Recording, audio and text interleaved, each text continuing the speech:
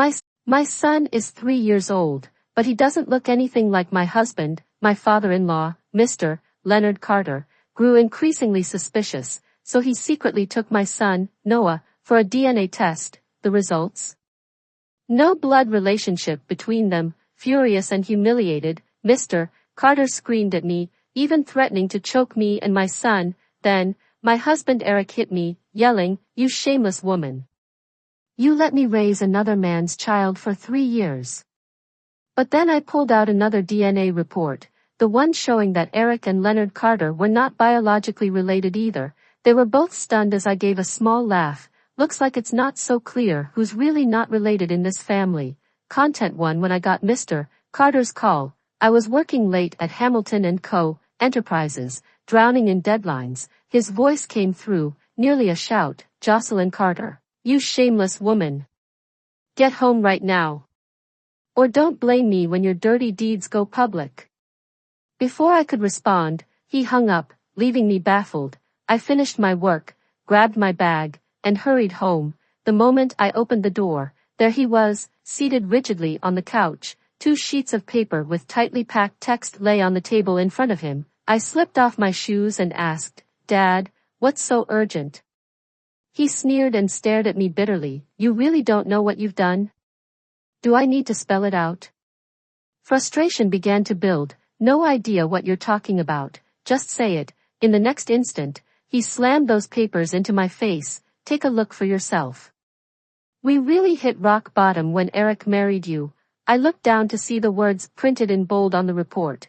No biological relationship. The names on the report were Leonard Carter and Noah Carter. I was stunned, only now realizing Mr. Carter had taken Noah to get a paternity test done. Anger surged, and I retorted, "Dad, ever since Noah was born, you've been saying he doesn't look like Eric." I didn't think much of it since Eric never complained, but going behind our backs and taking him to do a DNA test, he's only 3.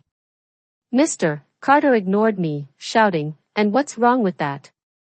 If I hadn't done it, who knows how much longer you'd have kept us all in the dark. Tell me, who's his father? You've had us raising someone else's kid for 3 years. My son's too trusting. If I weren't sharp, you'd have fooled us forever." Trying to stay calm, I explained, "Dad, Noah is Eric's son, and he's your grandson. I haven't done anything to betray him. There must be something wrong with that report." Seeing my denial, Mr. Carter became enraged. He flung his cup onto the floor, pointing at me with a shaking finger. "You're still lying." I personally took him to St. Vincent's Medical Center and watched them draw his blood. "What, you think I faked it? We can go again if you don't believe me."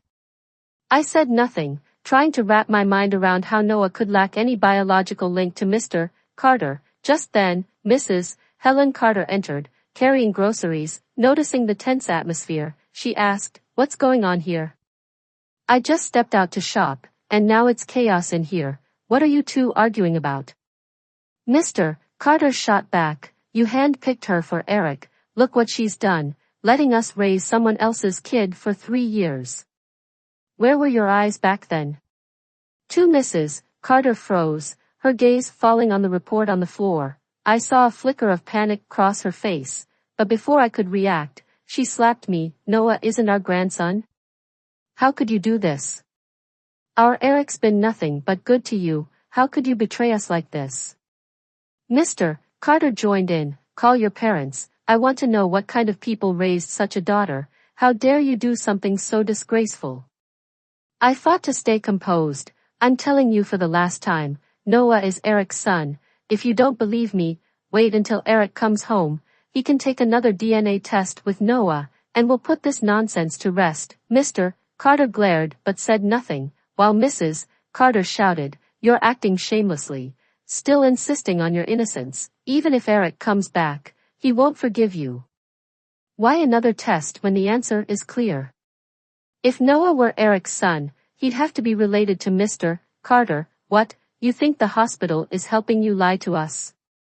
Just as I was about to argue back, Noah wandered out of his room. "Grandpa, Grandma, Mom, why are you fighting? Is dinner ready?"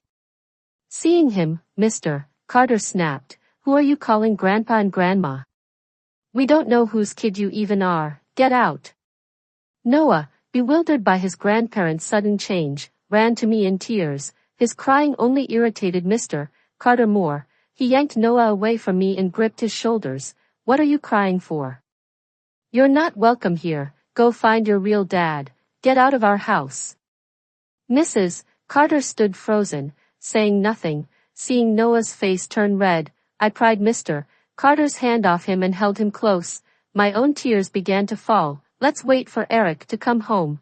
He'll know whether Noah is his son. Finally, Mr. Carter released him, shot me a disdainful look, and stomped back to his room. I took Noah to our bedroom and quickly texted Eric about everything that had happened. His reply was just 4 cold words. I'm on my way. That terse message gave me a bad feeling. Eric got home around midnight. Hearing the front door, I covered Noah and left the room to meet him. Seeing him only brought out all my pent-up frustration. Do you know what your dad did to Noah today?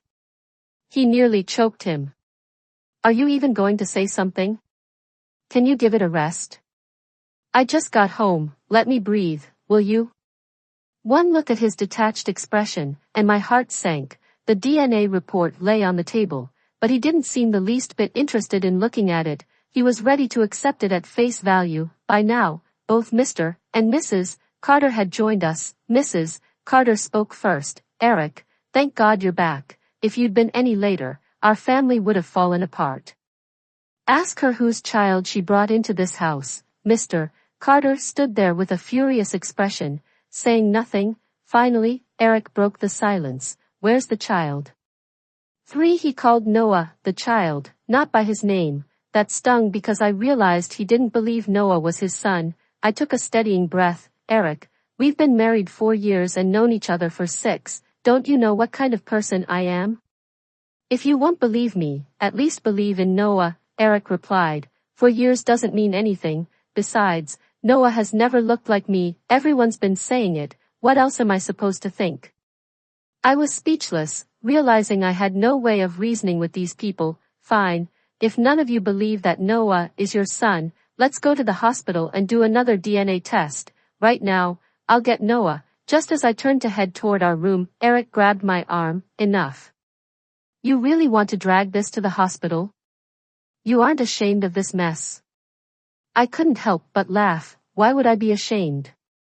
My conscience is clear. If you're so sure of yourselves, let's confirm it with another test. In the silence of the night, my words rang with a finality I hadn't felt before. Eric looked ready to argue, but Mrs. Carter cut him off. Why go to the hospital? We already have a report right here. Or is Jocelyn claiming her own husband and father-in-law are framing her? That's rich. How long have you been setting us up, Jocelyn? Her accusation, so illogical and spiteful, was a shock. I'd never seen Mrs. Carter so cold and cruel. Realizing that nothing I said would change a thing, I clenched my fists. After a long silence, Eric finally picked up the DNA report, barely glancing at it before tossing it at me. It's all here in black and white. Noah isn't Dad's blood relative. If he's my son, he'd have to be. Anything to add? Or are you saying the hospital faked this? I bit my lip. I don't know what went wrong with this report, but there's definitely something. If you believe me at all, let's do another test with Noah, and we'll settle this. Eric let out a bitter laugh. And why would I trust you over my own father? Those words left me frozen. I knew he wouldn't believe me, but hearing it hurt more than I thought it would. So, what now? I asked, my voice raw. Are you planning to throw us out of this house? At that, Mr. Carter exploded, standing up from his chair. So you admit it? I knew Eric shouldn't have married you in the first place, raising another man's kid for 3 years. What are you going to do to pay us back? Mrs. Carter chimed in. Exactly. I treated you and Noah like family, only to find out I was being lied to. Do you have any shame? I couldn't hold back anymore. When did I admit to anything? You're all just making accusations without proof. What do you want from me? Smack. Eric's hand met my face in a sharp slap, for he glared at me. I'm giving you one last chance to tell the truth. Who is Noah's father? If you stay silent, I'll make sure the whole town hears what you've done. I rubbed my stinging cheek, my voice full of defiance. Go ahead and tell them, I have nothing to hide. Eric grabbed my collar, his voice full of venom. You think you can make a fool out of me? How long has this been going on? I should have known better than to marry a woman like you. I closed my eyes. Fine, let's get a divorce. I'll take Noah since none of you care about him anyway. The idea of divorce seemed to set Eric off completely. Oh, you'd love that, wouldn't you? Take your bastard child and leave. Get out. I don't want to see either of you again. I should have smothered him at birth. In all the years I'd known him, I'd never heard Eric say anything so cruel. Before I could respond, Mrs. Carter stormed into our bedroom and began throwing my things out into the hallway, the noise waking up Noah. He stumbled out of his room, and, spotting Eric, ran toward him. Daddy. You're back. I missed you. Before he could finish, Eric roughly pushed him away. Noah hit the edge of the table with a sickening thud, a streak of blood appearing on his forehead. I held Noah close, my heart breaking as he cried, Eric. He's 3 years old. How could you do that? Eric's face remained cold. Why should I care? I don't know who he is. If I spared him, it was out of pity. You have no right to judge me. The room was silent. I'd seen this family's true colors. Mr. Carter pointed to the door. Get out, all of you. A woman like you and your brat have no place here. Mrs. Carter threw my ID onto the floor. Didn't you hear him? Leave, and take your bastard with you. Noah was still sobbing as I wiped away his tears. Looking around the room one last time, I said, Eric, I hope you know this is going to come back to haunt you. With that, I scooped Noah up and walked out. Even as the door closed behind me, I could hear their hateful curses, each one sharper than the last. After taking Noah to St. Vincent's Medical Center for stitches, I rented a room at the Briarwood Inn, where we spent the rest of the night. He eventually drifted off to sleep, his little face so innocent and oblivious to everything that had happened. I couldn't help but wonder how he could possibly lack any genetic link to Mr. Carter. Grandparents and grandchildren share a fourth of their DNA, so something wasn't adding up. Thinking it over, I decided to go to Memorial Public Hospital to ask some questions. The next day, after dropping Noah off at Little Pines Preschool, I went to the hospital. While waiting, I studied a chart about blood types and heredity. Noticing something strange, I remembered seeing Mr. and Mrs. Carter's health reports. Both of them were type O, meaning their children should also be type O, but Eric's last health screening, one I helped him fill out, listed him as type A. It hit me like a freight train. How could that be possible? I froze for a moment, then suddenly, it hit me. Mrs. Carter had known. That's why she'd been so adamant about getting me out of the family and blocking any retesting for Eric and Noah. She was hiding something herself. A laugh escaped me. It was like a plot twist in some soap opera, the type of story you'd never think could actually happen. If Mr. Carter and Eric found out this truth, the whole family would turn on itself. After everything they'd put me and Noah through, I knew I was going to make this right. Determined, I went to Brooks and Wallace law firm to secure my finances and finalize the divorce paperwork. Besides getting Eric's signature, there was one last